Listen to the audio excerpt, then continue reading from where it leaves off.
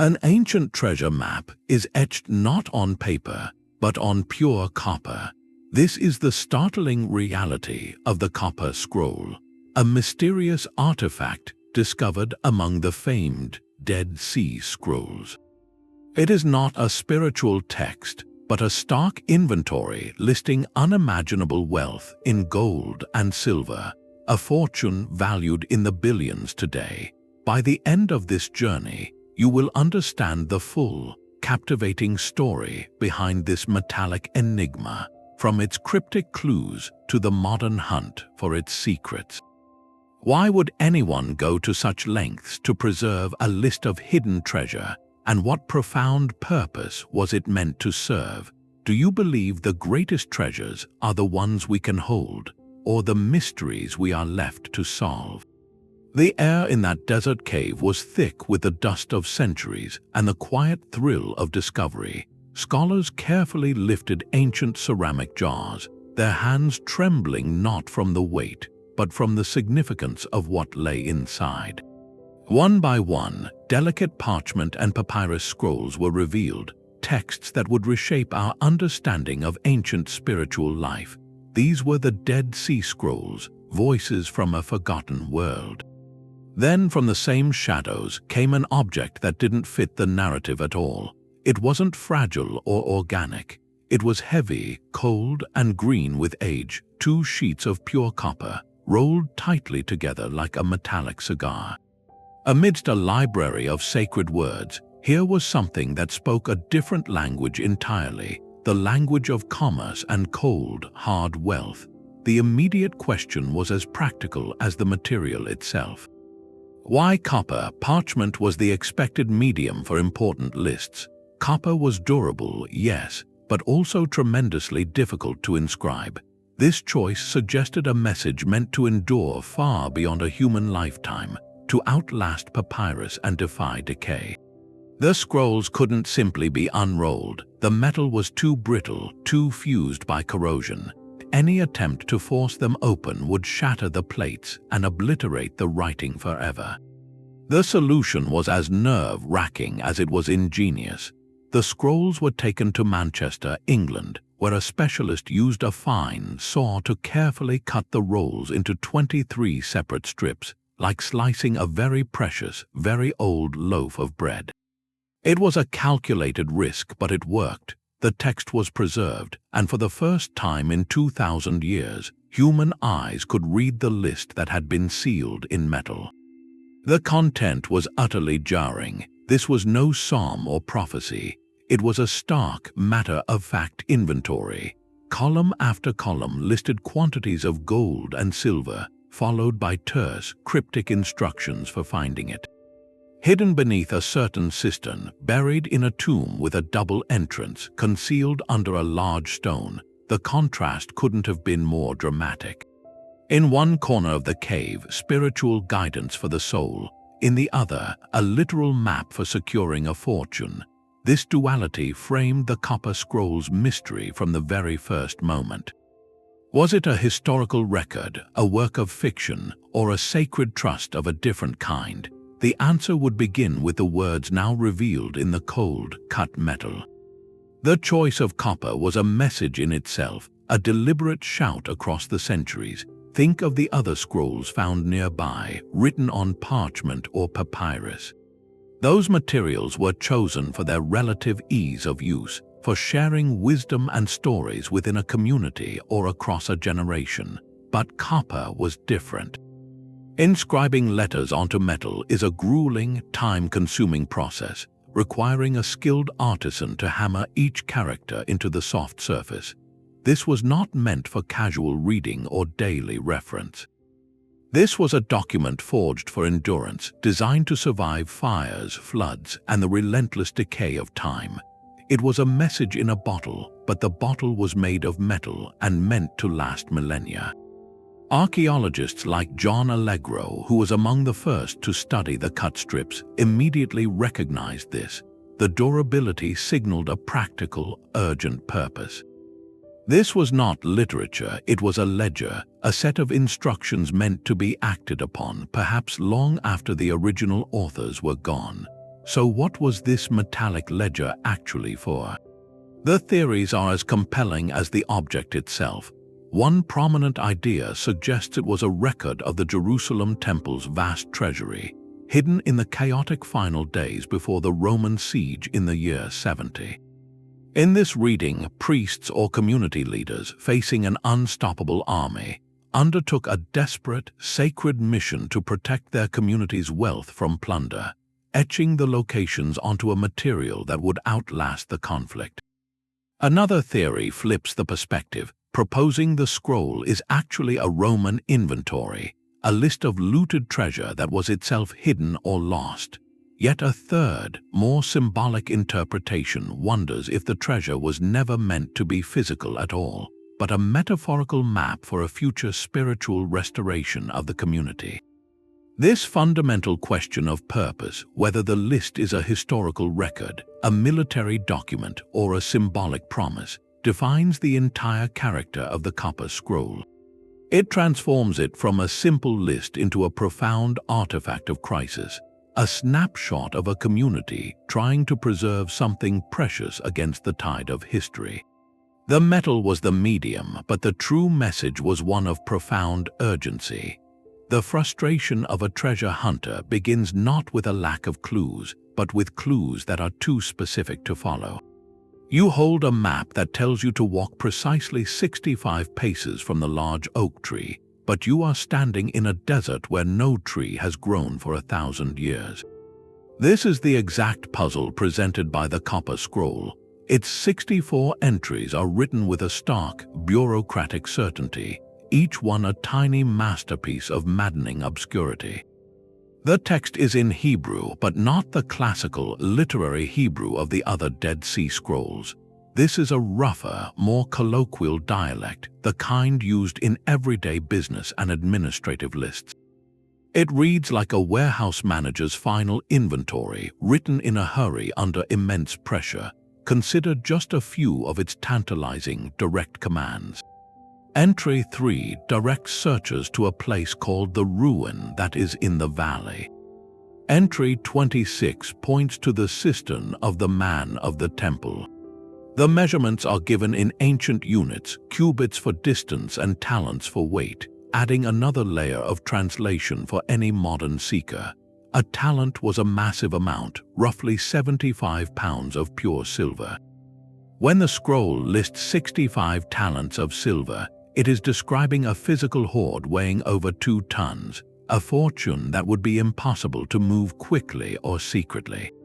Linguists who have studied the scroll note its dry, practical tone. There are no flowery descriptions, no spiritual justifications, no stories. It is a list of facts, as if the author assumed the reader would already know the landscape intimately. This is the core of the second great mystery. Were these landmarks once as obvious as pointing to the old well on the edge of town or the big rock by the river bend? Were the ruin and the cistern common points of reference 2,000 years ago, places every member of a certain community would instantly recognize? If so, then this scroll was never meant for strangers or future generations from a different world. It was an internal memo, a set of reminders for people who already held the map in their minds. The land itself was the key, and the copper was just a backup. This realization shifts the entire quest. Finding the treasure today is not just about deciphering the words, but about reconstructing a lost mental geography, a familiar world that has since been buried under layers of conquest, earthquake, and sand. The scroll gives us the combinations, but the locks have long since crumbled away. The numbers themselves are a kind of language, and the Copper Scroll speaks in a dialect of staggering scale. To translate its 64 entries is to enter a realm of almost mythical wealth. It is not a single chest of coins, but a systematic, dispersed hoard of what appears to be a nation's sacred and monetary reserves. The list is methodical, itemizing treasures in a few chillingly direct lines per entry. First, and most overwhelming, are the raw materials. The scroll lists quantities of gold and silver measured in talents, an ancient unit that represented a colossal amount. One talent of silver weighed approximately 75 pounds. When an entry coolly notes 65 talents of silver buried at a location, it is describing a cache weighing nearly 2.5 tons. Converted to modern value, just that single entry could be worth tens of millions of dollars. The scroll does this repeatedly across multiple sites, tallying a total of many hundreds of talents. The precious metals alone, if they existed in the pure forms described, represent a fortune that could rival the treasuries of small modern nations, a sum comfortably reaching into the billions in today's terms. But the inventory grows even more fascinating. Mixed with the bullion are specific, sacred objects. The text mentions ritual vessels like incense shovels and libation pitchers, items made of precious metals used in temple ceremonies. These were not just valuable for their weight, but were culturally priceless, central to the spiritual practice of the community. Their inclusion suggests this was not merely a state treasury, but a repository of a faith's most important physical symbols. Perhaps most intriguing of all are the brief mentions of what seem to be documents. One entry notes a location containing scrolls, and another mentions something sealed or hidden away separately.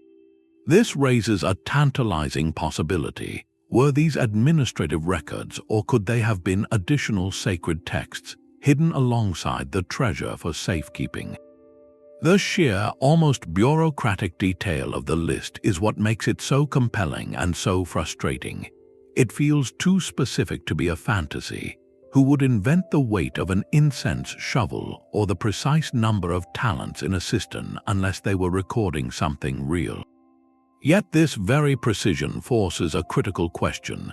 Could any single group in that time and place have possibly possessed, and then hidden, such an immense concentration of wealth?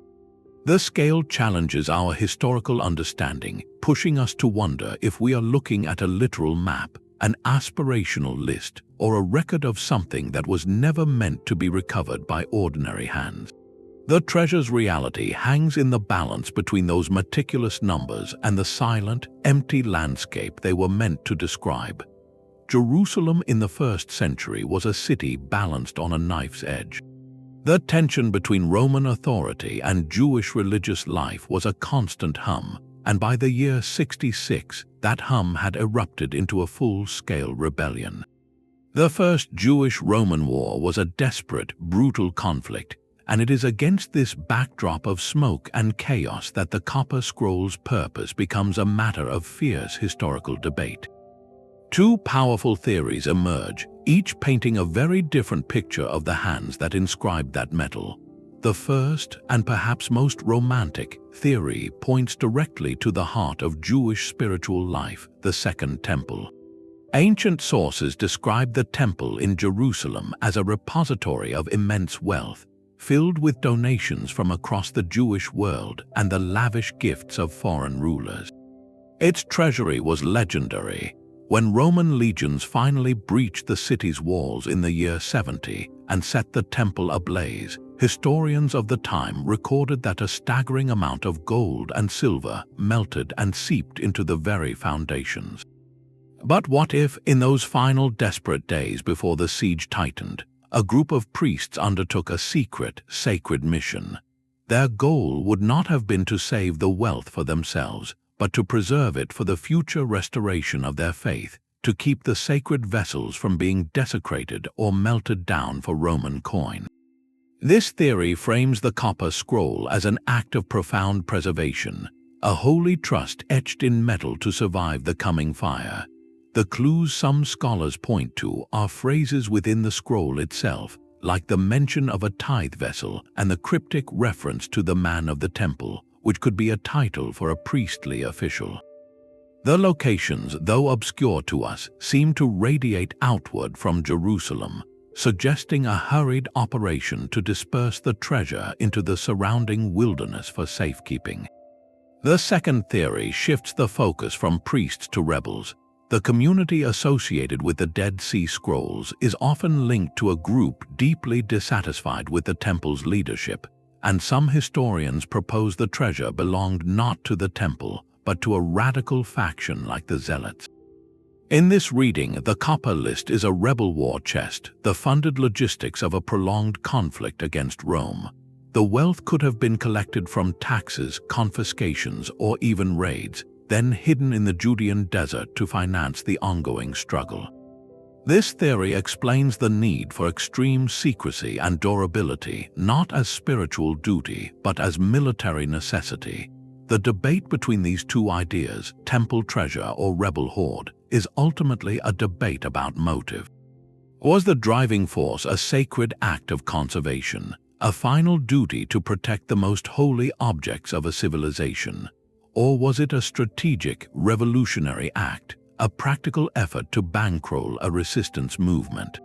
The scroll's dry inventory offers no clear answer, forcing us to listen to the silence between its metallic lines and decide what kind of urgency we hear echoing there. The moment the copper strips were laid flat, the real work began.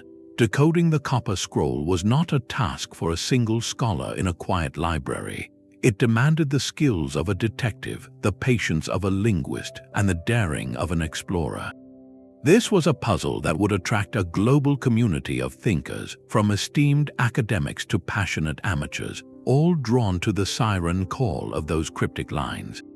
The first major translation effort was led by John Allegro, a member of the original international team studying the Dead Sea Scrolls. In the 1950s, he became the scroll's most public champion and its most controversial hunter. Allegro believed the text was a literal guide, and he mounted expeditions into the Judean wilderness, following its clues with a fervor that blurred the line between archaeology and treasure hunting. His methods and interpretations were often criticized by his more cautious peers, but he embodied the scroll's irresistible pull, the belief that the answers were not in books but buried in the earth. Later researchers took a more systematic approach. They pored over ancient land records, compared the scroll's Hebrew to other administrative documents from the period, and began the painstaking work of matching its vague place names to real geography. Was the Valley of Achor a specific location known from other texts? Could the ruin refer to a known archaeological site? Each new interpretation of a single word could shift the entire potential search area by miles, turning a barren hillside into a place of possibility. In recent decades, technology has joined the quest. Researchers now use Geographic Information Systems, or GIS, to digitally map the ancient landscape.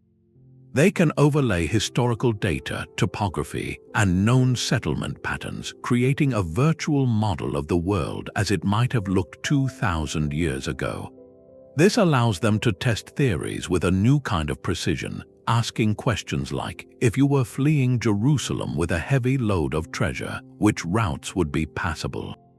Where are the natural caves or ancient water systems mentioned in the scroll? Yet for all our tools, the fundamental barrier remains. The scroll was written for insiders. Its landmarks were likely everyday references, as obvious to them as the old oak by the mill is to a local in a small town. Without that shared mental map, we are outsiders trying to solve a riddle where half the clues are missing. Every decoding effort, from Allegro's boots on the ground to today's satellite imagery, is an attempt to rebuild that lost world one fragment at a time, hoping that somewhere in the data, a pattern will finally click into place. But a map that cannot be followed is more than a puzzle, it is a paradox. Why create such a meticulous, durable record if its instructions lead only to dead ends? This contradiction gives rise to one of the most compelling theories about the Copper Scroll, the idea of a double hiding. Imagine a community facing an unstoppable crisis. Their first act is to physically secure their most precious items, burying gold and sacred vessels in the wilderness. This is the practical hiding, a desperate act of preservation. But then comes the second, more mysterious act. They take a sheet of copper and inscribe not a straightforward map, but a cryptic, symbolic record of what they have done. In this theory, the scroll was never meant to guide a straightforward treasure hunt. Its purpose was different, perhaps ritualistic or esoteric. Some scholars suggest it served as a legal or spiritual deed, a metallic certificate proving the treasure existed and establishing a sacred trust for a future generation that would know how to interpret its deeper code. The vague landmarks, then, are not failures of description but intentional veils. They transform the list from a simple set of directions into a symbolic representation of lost spiritual wealth, a testament to faith that the community itself would one day be restored and reclaim its legacy. This layer adds profound depth to the scroll's enigma.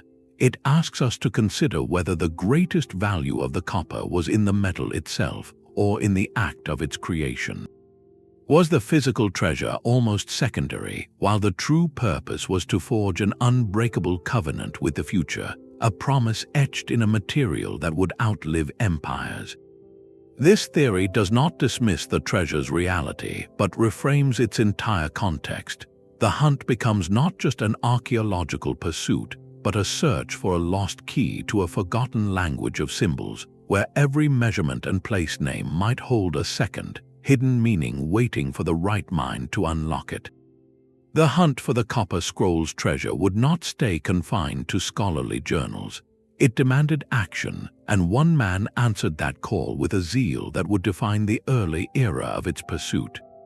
John Allegro, a British philologist on the original Dead Sea Scrolls team, became utterly convinced the list was a literal guide. By the early 1960s, he had moved beyond translation, securing funding and permission for a series of excavations in Israel. His was not a quiet academic inquiry. It was a public treasure hunt fueled by equal parts academic fervor and a deep, personal conviction that he could solve the puzzle. Allegro approached the scroll with a unique perspective, interpreting its cryptic phrases through a lens of ancient religious symbolism and linguistics.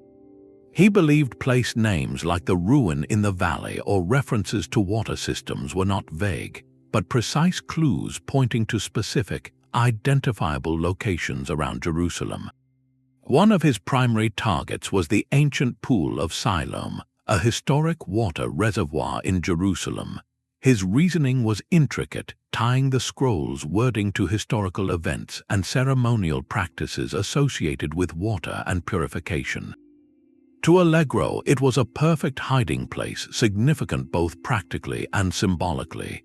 With cameras from the BBC and international newspapers documenting the effort, his team began to dig. The atmosphere was electric, a blend of serious archaeology and sensational possibility.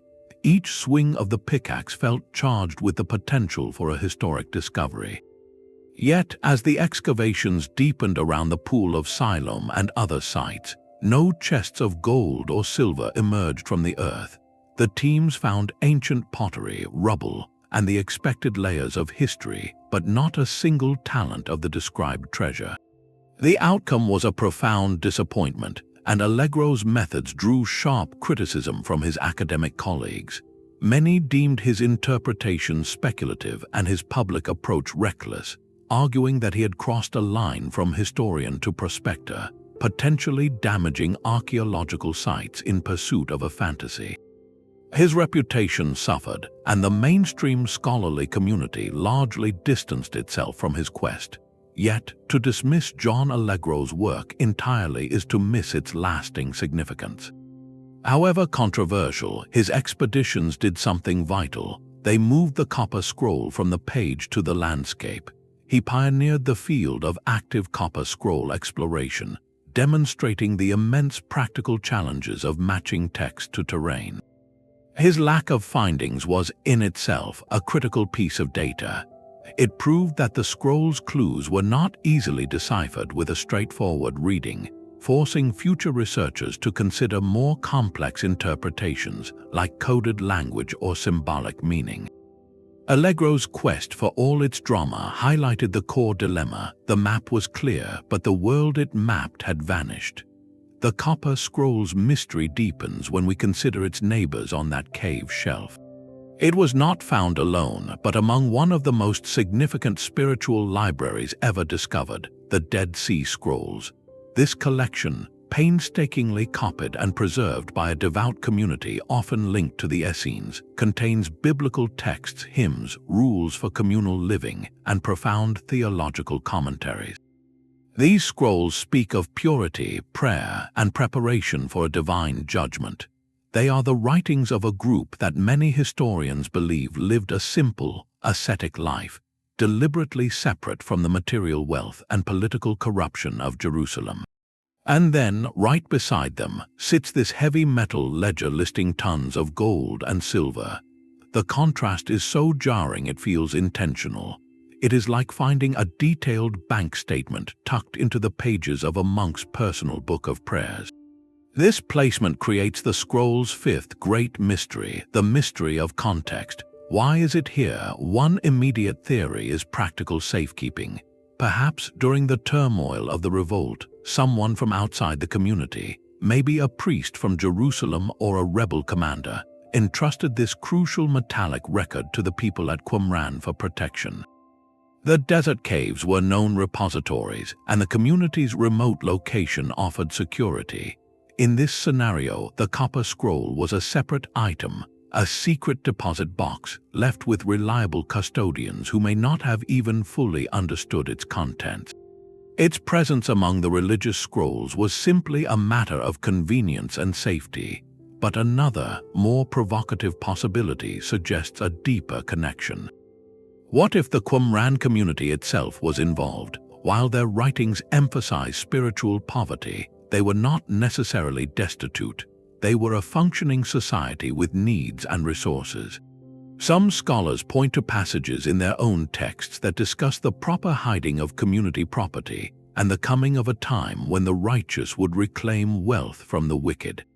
Could the copper scroll represent a literal interpretation of this idea, a hidden treasury meant to fund a future, purified temple or society? This theory challenges the traditional image of the Essenes as entirely detached from material concerns, proposing instead that they may have been stewards of a physical legacy they believed was destined for a sacred purpose. Yet the most compelling evidence for the scroll's strangeness is the silence that surrounds it. Not a single other Dead Sea Scroll makes any reference to such a treasure.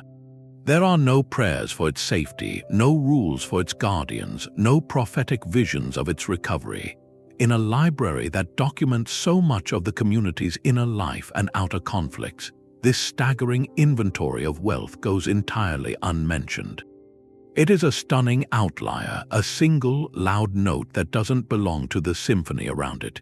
This silence forces us to question everything we think we know. Was the community's role far more complex than history has painted? Did they possess knowledge or involvement in events from which their writings otherwise discreetly distance them? The copper scroll, by its very presence in that cave, refuses to let the Qumran community remain a simple story of otherworldly hermits. It inserts a blunt, material question into their spiritual narrative, leaving us to wonder whether we have been listening to only one part of a much more complicated conversation. The gap between the scroll's words and the modern landscape is a chasm 2,000 years wide. To cross it, treasure hunters have had to exchange shovels for something far more sophisticated, turning to the quiet hum of machines and the invisible eyes of science. This is a search that has moved from dusty trenches to digital models, where the most promising tools are not picks, but pulses of radar and lasers from the sky. Ground-penetrating radar, or GPR, has become a fundamental instrument in this high-tech hunt. Think of it as a medical ultrasound for the Earth. A researcher slowly pushes a sled across the ground, and it sends radio waves deep into the soil. These waves bounce back when they hit something with a different density, like a buried wall, a void such as a tomb, or even a dense cache of metal. The returning signals paint a ghostly, cross-sectional image of what lies beneath, revealing hidden structures without ever breaking the surface. Teams have used GPR extensively around areas linked to the scroll, like the Qumran Plateau itself, scanning near ancient cisterns and tombs mentioned in the cryptic text. These surveys have indeed found anomalies, intriguing shadows in the data that suggest man-made chambers or tunnels. But an anomaly is not a treasure chest. It could be a natural fissure, a later burial, or simply a layer of hard rock. The technology shows you where to look, but it cannot tell you what you are looking at. Above the desert, another tool paints the landscape in stunning detail. LiDAR, which stands for Light Detection and Ranging, uses laser pulses fired from an aircraft to map the ground with incredible precision. It can strip away modern vegetation and even subtle features of the terrain, revealing ancient pathways, forgotten terraces, and the faint outlines of ruins long since buried under sand. This allows researchers to reconstruct the historical topography, to see the land as it may have appeared to someone fleeing Jerusalem with a heavy burden. They can analyze slope, accessibility, and sightlines, asking not just where a treasure could be hidden, but where it practically could have been hidden given the constraints of time, weight, and secrecy. Perhaps the most intimate analysis has been reserved for the scroll itself. Metallurgists have studied the copper's composition, its trace elements and isotopes, to learn where the metal was mined. This forensic work aims to tie the artifact to a specific place and time, potentially linking it to known mining operations under the control of the temple or a particular rebel faction. Yet for all this technological power, a sobering truth has emerged. The very earth that preserves secrets also conceals them through relentless change. 2 millennia of earthquakes have collapsed caves and shifted riverbeds. Flash floods have deposited meters of new sediment, burying ancient markers under layers of stone and mud. What was once a conspicuous ruin by a valley floor might now be a featureless mound, indistinguishable from a natural hill. The technology reveals not just potential hiding places, but the immense scale of geological transformation. It has narrowed the search from an entire desert to specific, promising grids, but within those grids, the final, definitive discovery remains locked away, a silent echo on a radar screen waiting for a hand to finally reach out and confirm what the copper has promised for so long. Yet after the final entry for gold and silver, the copper scroll's tone shifts dramatically. The dry inventory ends, and the text descends into something far more chilling. A separate cryptic column appears, filled not with Hebrew directions, but with a jumble of Greek and Roman letters. Beneath this puzzling list, the scroll delivers a series of stark warnings, ancient curses meant for anyone who would find these hiding places. It is a sudden, jarring transition from accountant to guardian, from listing wealth to threatening any who would seek it. The curses are direct and severe. They speak of a terrible fever and a painful passing for the one who opens these places, and a similar fate for anyone who might move the treasures. This is not merely a note, it is a metaphysical lock placed upon the physical one. For epigraphers, scholars who study ancient inscriptions, this section is as fascinating as the treasure list itself. The column of mixed Greek letters, things like kappa, iota, and alpha, does not form coherent words. This has led to a compelling theory that these letters are not a message, but a cipher, a numerical or symbolic key needed to properly interpret the earlier clues. Perhaps the true locations are encrypted, and this column holds the code that rearranges the meaning of the earlier Hebrew text, turning a straightforward clue into a different set of coordinates entirely. This transforms the scroll from a simple map into a locked box with a separate key. The curses themselves are analyzed as a powerful protective measure. In the ancient world, such imprecations were taken with profound seriousness, seen as binding spiritual contracts. By inscribing them onto enduring copper, the authors were attempting to enforce a permanent guardianship, leveraging fear of divine retribution to do what physical barriers could not.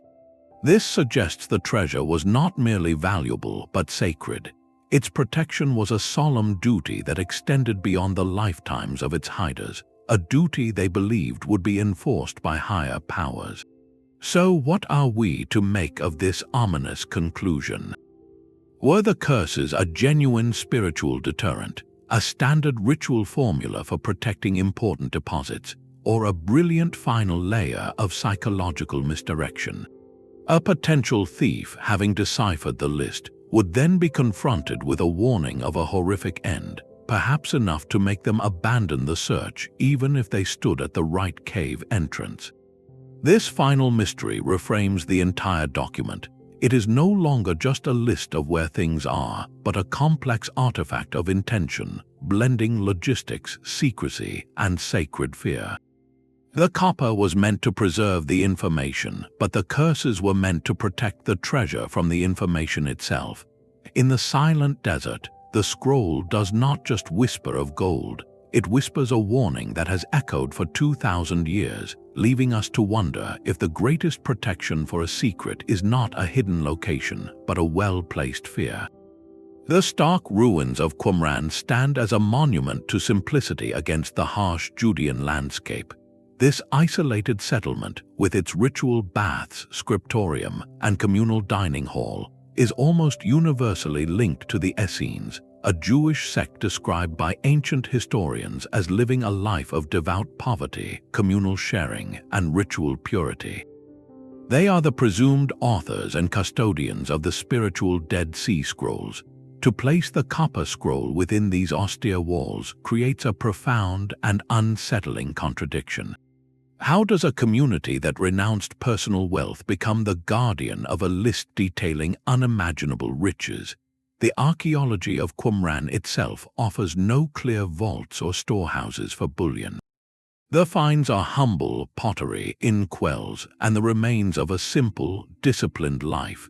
This very absence has led many scholars to dismiss any direct Essene authorship of the metallic list.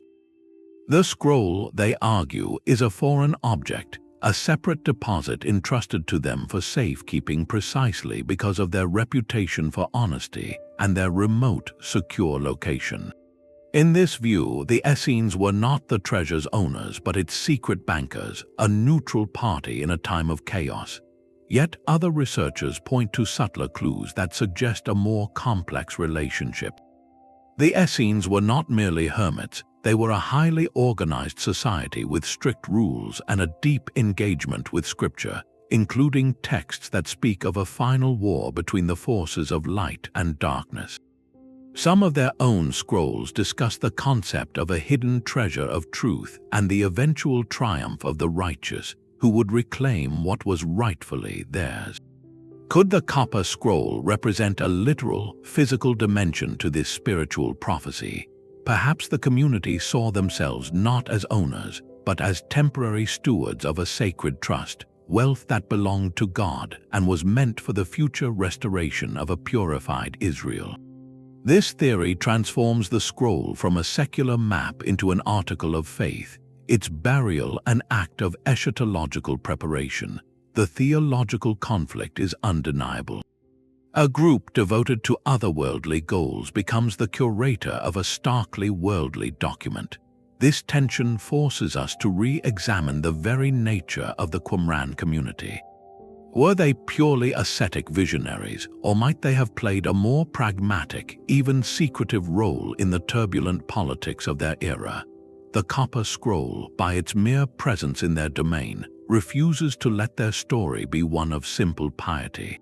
It inserts a shadow of material complexity into their spiritual narrative, suggesting that in times of crisis, the lines between sacred duty and earthly responsibility can become blurred, leaving behind a mystery wrapped not in parchment, but in enduring copper. The science of the copper scroll presents its own confounding puzzle, one that challenges our most basic assumptions about when it was made. For decades, scholars relied on paleography, the meticulous study of ancient handwriting, to date the artifact. By comparing the shape and style of its Hebrew letters to other dated texts, experts placed the script firmly in the late 1st century, around 50 to 100 years into the Common Era. This seemed to fit perfectly, aligning with the period of the Jewish Revolt and the other Dead Sea Scrolls. But then, researchers turned their attention from the ink to the metal itself, and the timeline began to blur. Metallurgists and chemists began analyzing the scroll's unique green corrosion, its patina. They examined the trace elements within the copper, the very fingerprints of the ore from which it was smelted. Some of these scientific tests yielded results that did not neatly match the paleographic date.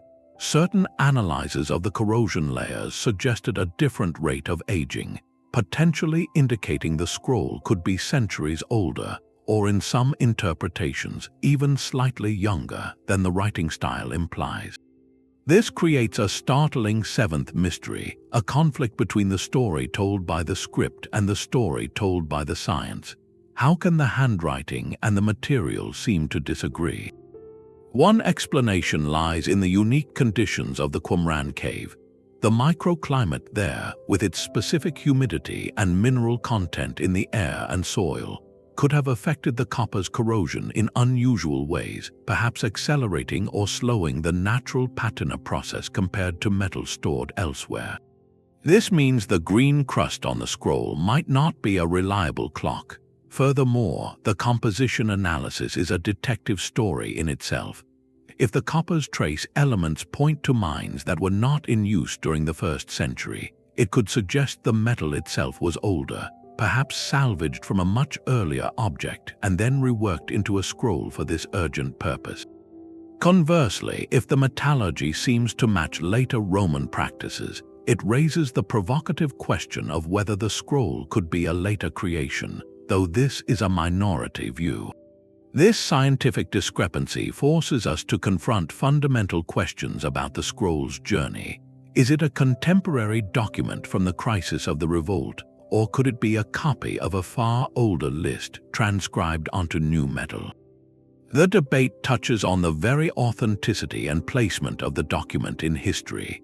It reminds us that an artifact is not a single moment frozen in time, but a physical object with a life story of its own, from the mining of its ore to the final stroke of the engraver's tool. The conflict between pen and metal leaves us with a profound uncertainty, where even our most advanced tools cannot yet reconcile the two narratives written into the copper scroll's very being. The scroll's cryptic directions point like ancient compass needles, sketching a ghost map across the land of Israel. To follow them is to embark on a geographic puzzle where each clue is a piece that must fit a terrain transformed by 2,000 years. The search has coalesced around several key regions, each offering a different landscape of possibility. The first and most compelling zone is the corridor stretching from Jerusalem into the surrounding Judean hills. Many entries seem to radiate from the city itself, suggesting a hurried dispersal of treasure. Clues mentioning the monument of Absalom or the pool of the running water have been linked by researchers to known sites around ancient Jerusalem, like the Pool of Siloam or the Kidron Valley with its monumental tombs. The logic here is direct. If you are a priest fleeing a besieged temple with sacred vessels, your first instinct is to hide them in the familiar, rocky outskirts of the city, places you know intimately. But here, the change in topography is profound. Roman destruction, followed by centuries of rebuilding, has buried ancient ground levels under meters of debris. What was once a distinct valley floor or a conspicuous rock-cut tomb entrance may now lie hidden beneath modern streets or deep layers of accumulated silt, invisible to the surface seeker. A second vast search area is the stark wilderness surrounding Qumran itself. This is the scroll's immediate neighborhood, a landscape of crumbling cliffs, hidden caves, and dry riverbeds that the community would have known intimately. The text's references to the ruin in the valley and numerous mentions of cisterns and conduits fit perfectly here. The Qumran settlers were master hydrologists, engineering a complex network of channels and pools to capture precious rainwater. To them, a specific cistern or a particular dam would have been as obvious a landmark as a street sign is to us. Explorers have used ground-penetrating radar to scan beneath the plateau's surface, finding tantalizing anomalies, subterranean chambers and tunnels that match the scroll's engineering descriptions.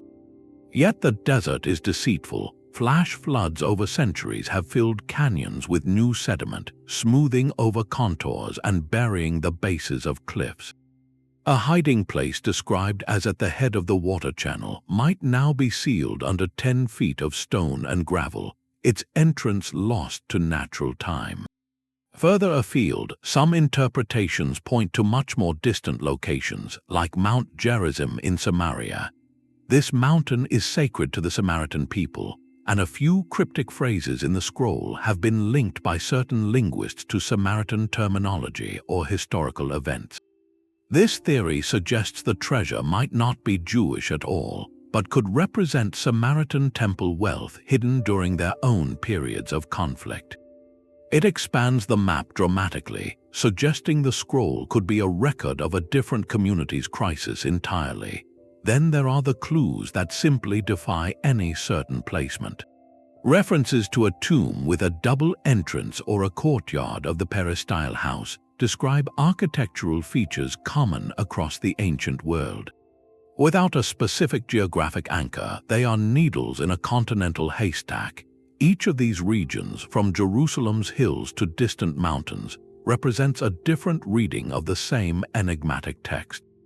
The search is not for a single spot, but for the lost mental geography of the authors, a world of familiar landmarks that have faded from the earth, leaving only their names etched in copper to haunt the deserts they once defined.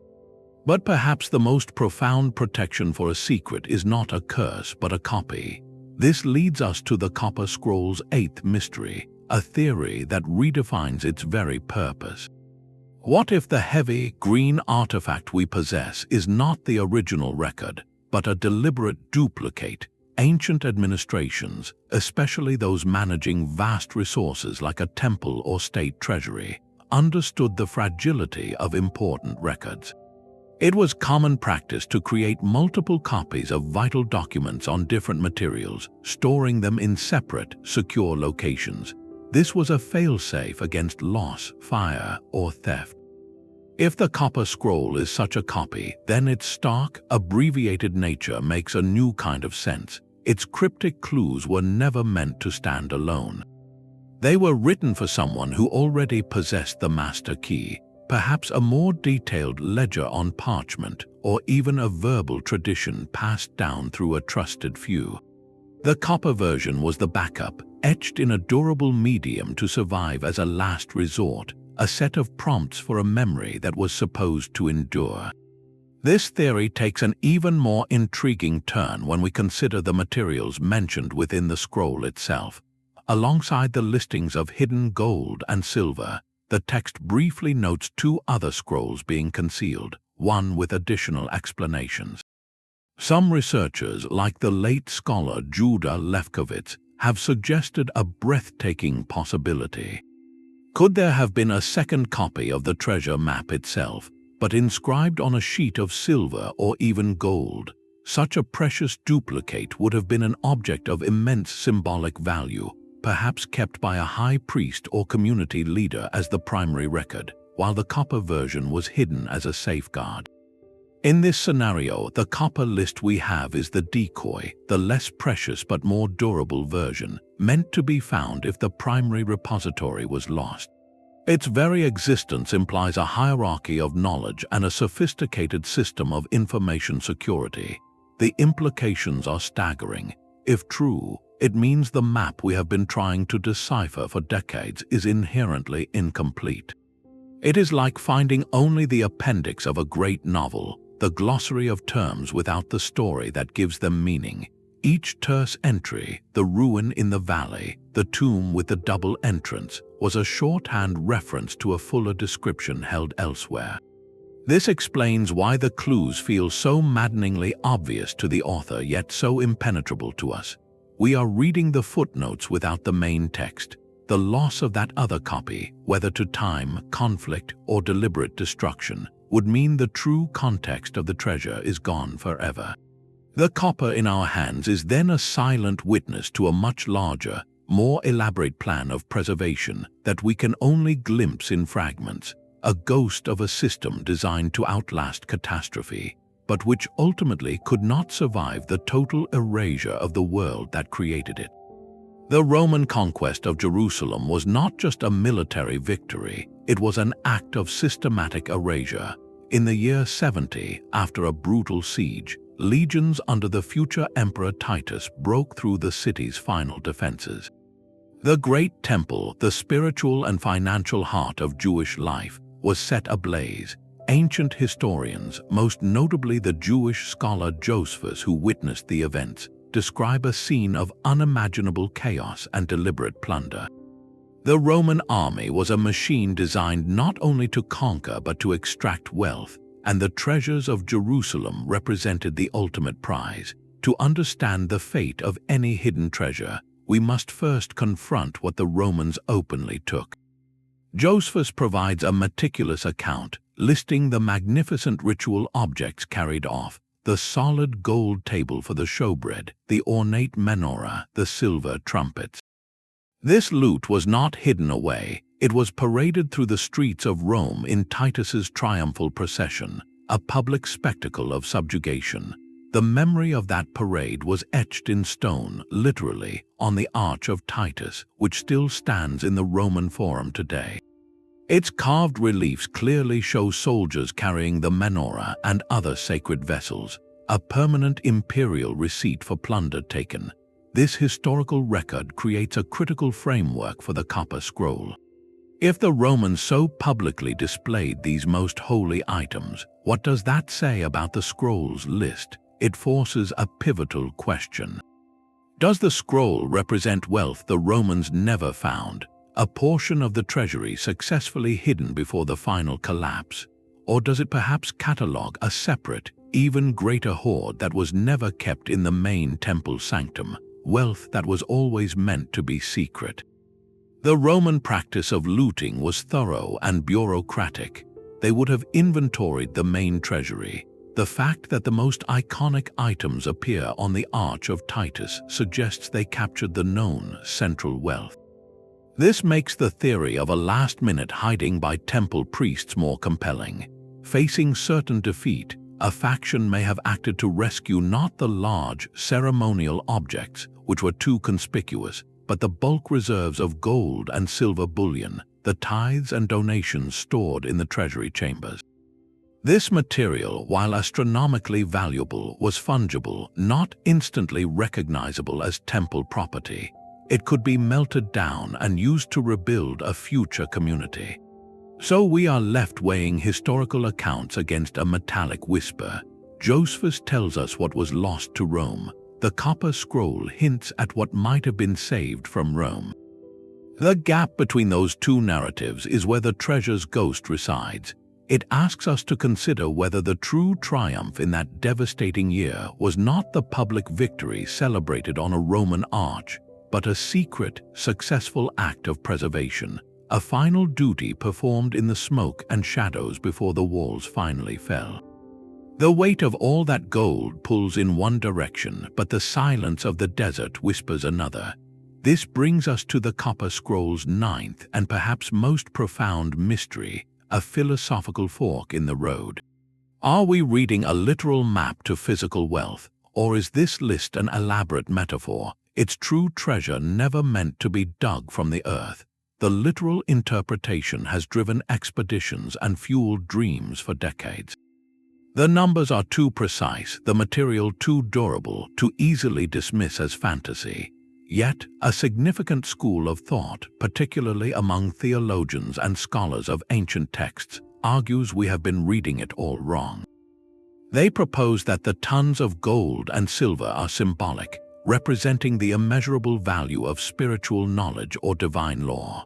In this view, the treasure hidden in the valleys and cisterns is not bullion but wisdom. The vessels are not ritual objects but the hearts and minds of the faithful, prepared to receive sacred understanding. This allegorical reading draws from a rich tradition within the community's own writings, where terms like hidden treasure and precious vessel often refer to esoteric teachings or the covenant itself. For a group that prized spiritual purity above all, etching a list of material wealth onto enduring copper seems a bizarre contradiction. But if that list was a coded testament to their most cherished beliefs, a secret declaration of the true riches they guarded, then the choice of permanent metal makes a different, powerful sense. It becomes a monument not to wealth but to faith, designed to outlast empires as a testament to what they held sacred. This perspective challenges the very premise of the hunt. It asks whether seeking chests of gold might cause us to miss the scroll's deeper, intended message for the community that created it.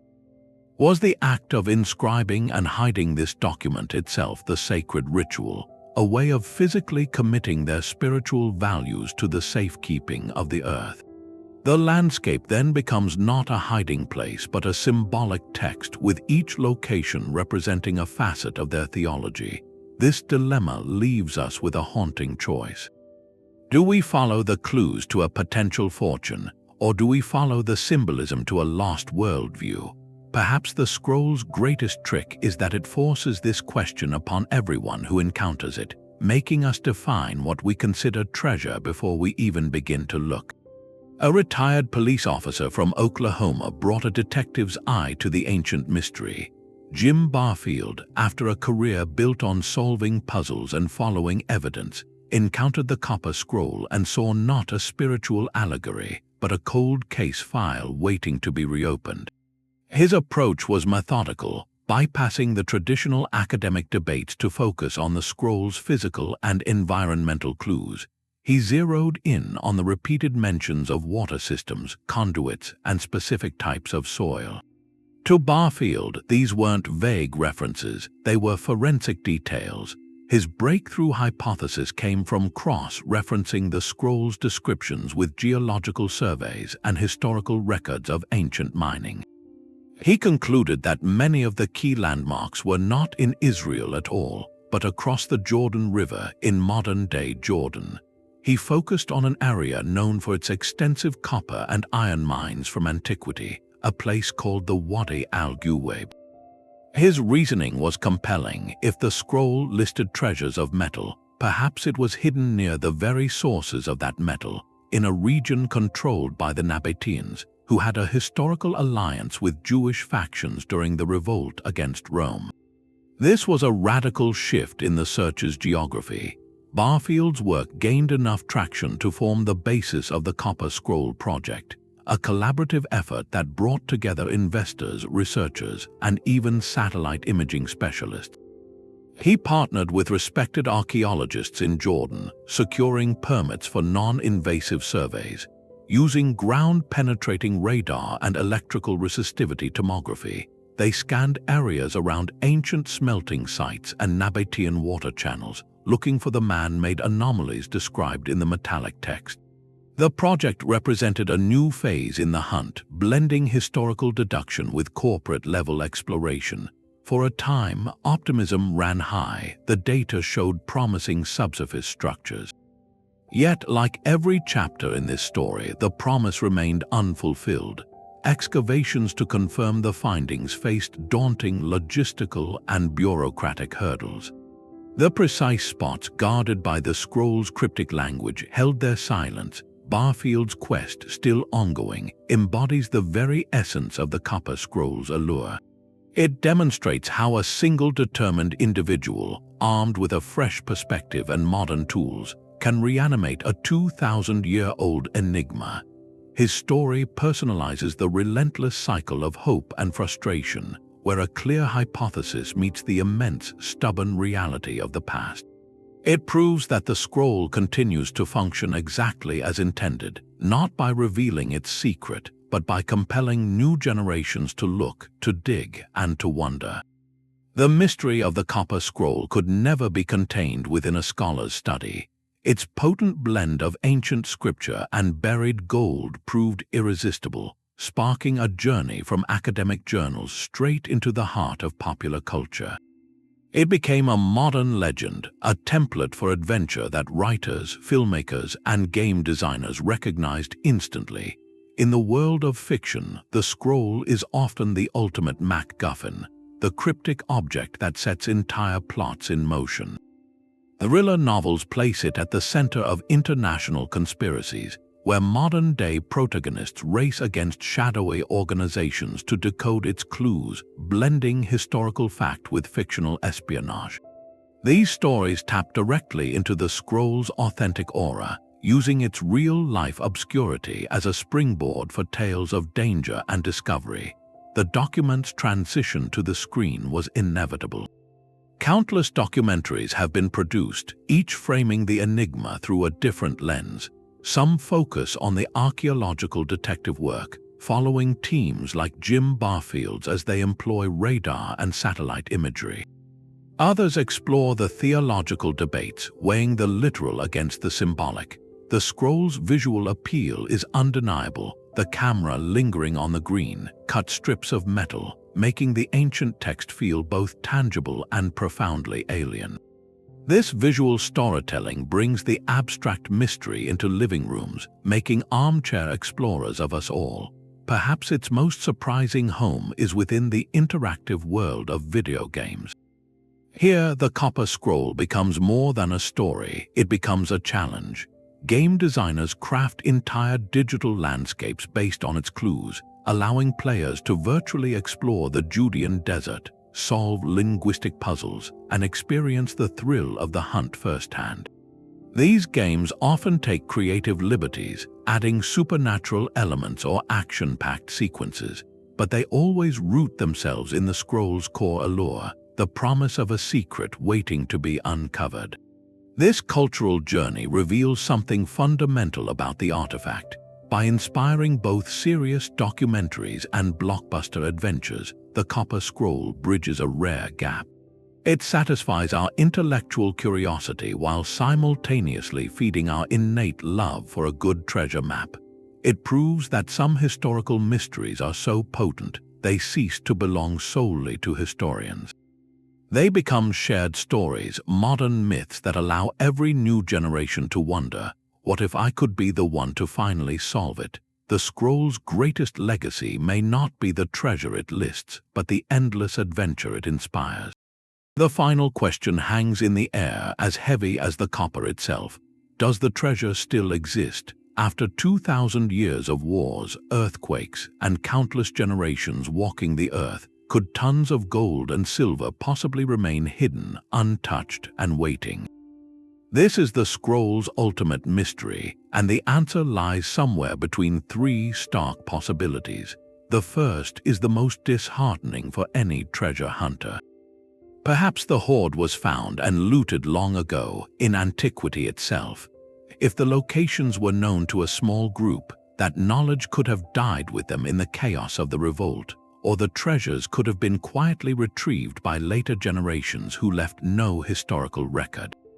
A Roman soldier, a later settler, or a Bedouin shepherd might have stumbled upon a cache centuries ago, melting down the bullion and scattering the sacred vessels, leaving the scroll as a ghost of a fortune already spent. The second possibility is the one that fuels every expedition. Maybe the hiding was so meticulous, the location so perfectly chosen, that the treasure has slept undisturbed all this time. The very durability of the listed items plays a crucial role here. Gold is virtually indestructible. It does not corrode or decay. A golden vessel buried in the year 70 would emerge today as brilliant and untarnished as the day it was hidden. Silver, however, tells a different story. In certain soil conditions, especially those with high salinity or moisture, silver can corrode heavily, transforming into a fragile crust of silver chloride or sulfide. A talent of silver coins might, over 2 millennia, fuse into a single, crumbling mass, its form lost but its metallic value still present. The containers holding these items, wooden chests, leather bags, ceramic jars, would have almost certainly disintegrated, leaving the metal to settle into the earth. Then there is the third, more geological possibility. The landscape itself is not a static vault. This region is seismically active, riddled with fault lines that have shifted the ground over centuries. A cave described as secure could have collapsed, sealing its entrance under tons of rubble, or, conversely, opening a new fissure that exposed the cache to the elements. Flash floods in the desert wadis can move astonishing amounts of sediment, burying a marker stone or a tomb entrance under meters of new earth. A conservator looking at this would note the immense challenges. Organic materials are gone. Corrosion may have altered silver, but the core mass of precious metal, they would confirm, does not simply vanish. If it was placed in a dry, stable environment, a deep, sealed cistern or a tomb cut into solid rock, the physical treasure could very well be there, changed in form but not in essence. The realistic chance of preservation, therefore, is not a simple yes or no. It is a spectrum dependent entirely on the specific, unknown conditions of each of the 64 hiding places. This leaves the answer where the copper scroll has always kept it, suspended in a state of tantalizing possibility. The metal was chosen to endure. The earth, however, has its own relentless will. Between those two forces, the truth remains hidden, inviting us to wonder if the greatest treasure of all is not the gold, but the enduring hope that it might still be found. A discovery of that magnitude would ignite more than just headlines. It would trigger a legal and ethical storm. If someone tomorrow unearthed even a fraction of the copper scroll's listed wealth, the immediate question would be, who does it belong to? The answer is a modern labyrinth with no clear center. Under international law, cultural heritage found within a nation's borders typically belongs to that state. But the scroll's likely hiding places span a landscape where borders themselves are historically contested. The State of Israel would assert a claim based on current sovereignty over much of the Judean desert. The Palestinian Authority could advance a claim rooted in cultural patrimony and the heritage of the land. Jordan, where researchers like Jim Barfield have focused their search, would have a clear legal stake if a find occurred within its territory. This geopolitical tangle means any discovery would likely spend years, if not decades, in courtrooms before a single artifact could be studied, a stark contrast to the solitary act of hiding it 2,000 years ago. This complexity underscores a fundamental divide in the quest itself between the treasure hunter and the archaeologist. A hunter seeks the object, the thrilling reveal of gold. An archaeologist seeks the story that surrounds it, the context, the soil layer it was found in, the orientation of a vessel, the other items buried with it. These details are the true treasure, forming a narrative that gives history its voice. Removing an object without recording this context is like tearing a single, beautiful page from a novel. You have the words, but you have lost their meaning and connection to the whole. This is why the ethical framework of modern archaeology prioritizes meticulous documentation over rapid extraction. It is a profession governed by a duty to preserve knowledge for all humanity, not just to recover wealth for a single party. The romantic quest for the copper scroll's gold, therefore, collides with a sobering practical reality. Any legitimate search today must navigate permits, academic oversight, and a commitment to share findings with the world through museums and research. It moves from a secretive race to a collaborative, transparent process. This grounding in real-world challenges does not diminish the mystery, it deepens it. It asks us to consider what we truly value in the end. Is it the metal itself, or the profound, shared human story its discovery could finally tell? Buried treasure is a fantasy as old as human imagination, yet the copper scroll is not alone in history's whispers of lost wealth. Other legends echo across time and continents, each with its own tantalizing mystery. Consider the lost treasury of the Knights Templar, the powerful medieval order dissolved in the early 14th century. Stories suggest that before their arrest, these warrior monks smuggled their vast accumulated wealth out of Paris, hiding it in a secret location that has never been confirmed. Their treasure map, however, is not a physical artifact but a fog of rumor and speculation, built from folklore and later conspiracy theories rather than a contemporary, inscribed record. Similarly, tales of the Mughal emperor's hidden hoards in India, or the elusive treasure of the Inca Emperor Atahualpa speak of immense riches lost to conquest. But these stories often come to us through second-hand chronicles or oral tradition, grand in scale but vague in detail. What sets the copper scroll apart, what makes it utterly unique in the annals of hidden wealth, is its startling combination of form and content. It is a tangible object, not a rumor. It is not a later legend about a treasure, but an original, first-person inventory created by the very people who likely hid it. Its 64 entries are not grand summaries, but specific, almost bureaucratic instructions, listing exact amounts and oddly precise landmarks. Most critically, it is directly tethered to one of the most intensely studied periods in human history. We have other scrolls from the same caves, detailed historical accounts of the Roman War, and extensive archaeological knowledge of 1st century Judea. This context provides a rich, verifiable backdrop against which to test every theory, making its silence all the more profound. The Knights Templar mystery floats in a sea of historical ambiguity. The Mughal treasures blend into the opulence of an entire era. But the copper scroll is an anchor, a solid, metallic, not tied to a specific moment of crisis. This grounding in documented reality is what elevates it from a mere legend to the world's most compelling archaeological puzzle.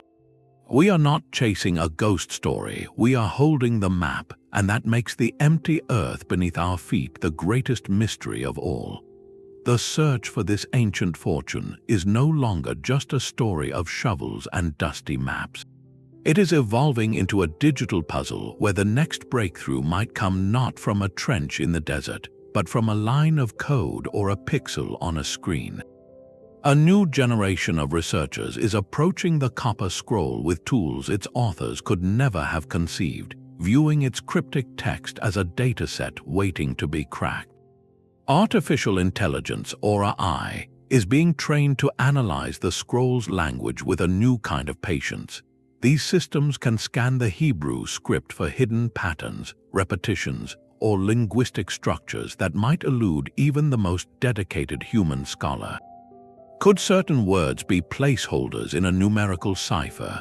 Could the order of the entries themselves form a larger, geometric pattern when mapped? AI does not get tired or biased. It simply looks for connections in the data, offering possibilities a human mind might overlook. This is not about replacing historians, but about giving them a powerful new lens. Above the Earth, the view is expanding in a different way. Advanced satellite imagery can now detect subtle variations in soil moisture and plant health, sometimes revealing the faint outlines of long-buried walls or filled-in cisterns invisible from the ground. When combined with LIDAR data that strips away modern features, these technologies allow researchers to create increasingly precise models of the ancient landscape, virtually peeling back 2,000 years of change to see the world as the scroll's authors saw it. Perhaps the most transformative shift is in the very nature of the search itself. The mystery is no longer confined to a handful of experts in university departments. Online forums and collaborative platforms have enabled a form of crowdsourced archaeology, where linguists, geologists, historians, and amateur sleuths from around the world can share theories, cross-reference data, and challenge assumptions in real time. This interdisciplinary approach breaks down the old silos, allowing a software engineer's insight into pattern recognition to directly inform a theologian's understanding of a cryptic phrase. The future of the copper scroll hunt lies in this powerful synthesis, where the cold logic of a machine learning algorithm meets the nuanced understanding of cultural context. It suggests that the key may not be a single brilliant discovery, but a collective one pieced together from countless contributions across fields and borders. The copper was made to last for ages, and now the search has evolved to match its endurance, embracing every tool and perspective the modern world can offer to finally listen to what it has been trying to say. Perhaps the most valuable hoard the copper scroll ever contained was never buried in the earth at all. Its true legacy is not measured in talents of silver, but in the wealth of understanding it offers to anyone willing to listen to its metallic voice. This object, forged in crisis, provides a direct line into the practical mind of the 1st century. Think of it as a time capsule, but one that preserves not the grand events recorded by historians, but the mundane, everyday knowledge that those historians took for granted. It is a masterclass in the lost details of a world.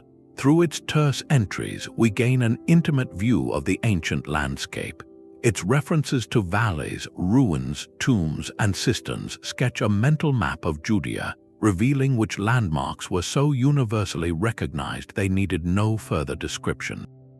We learn about contemporary measurement systems, seeing how people of that time calculated distance in cubits and weighed wealth in massive talents.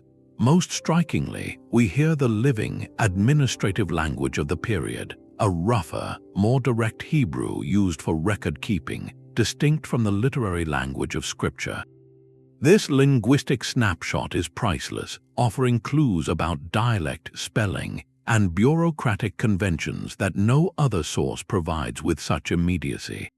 The scroll challenges us to shift our perspective entirely. To see it only as a treasure map is to miss its greater gift. It is, more importantly, a key.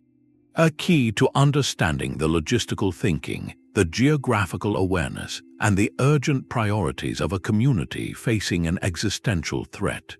The knowledge it unlocks about topography, economics, and language offers insights into a pivotal era that no amount of melted gold could ever provide.